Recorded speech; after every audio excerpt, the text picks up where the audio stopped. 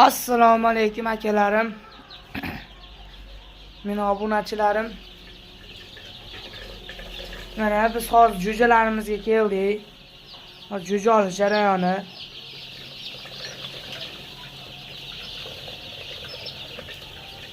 Mana shuncha jo'ja.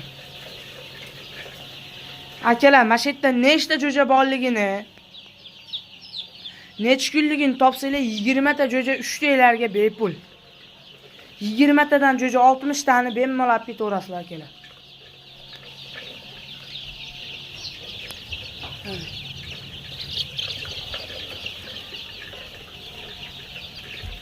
Mana aka jo'jalarimiz mana shunaqa.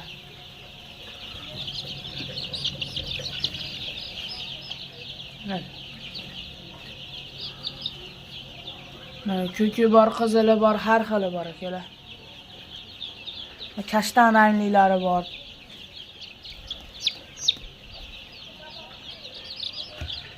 Endi mana bunga o'xshaganlar ham bo'lib qoladi. Yotib qolsa turolmaydi, turib qolsa yotolmaydi. Mana bunaqa o'liklar ham bo'lib turadi akalar.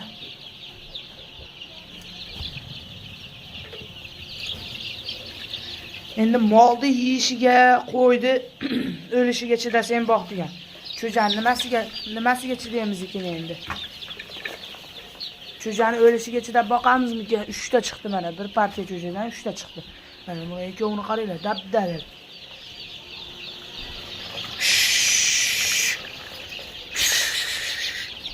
Manzilda aytib ketaman akalar. Hozir biz Qoratepadamiz.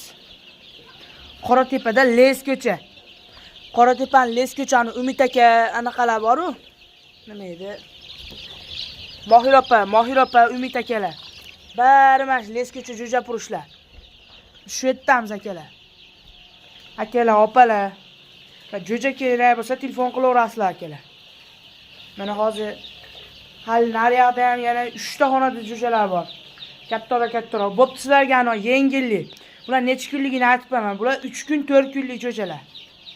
Ash 3 kun, 4 kunlikdan 5 kungacha jo'jalar. Ash ikkovining atrofida. Yugurgilashib yurishibdi akalar. Soppa sog'lom. Shu yerda nechtaligini topsanglar, 3 ta obunachilarimga bepul. Nechtaligini topib yozsanglar, 3 taylarga 20 tadan cho'ja beraman. Mana olib ketaverasizlar. Hozir bular suvdan qo'yamiz. Mana biz manaqa yormadonda boqamiz.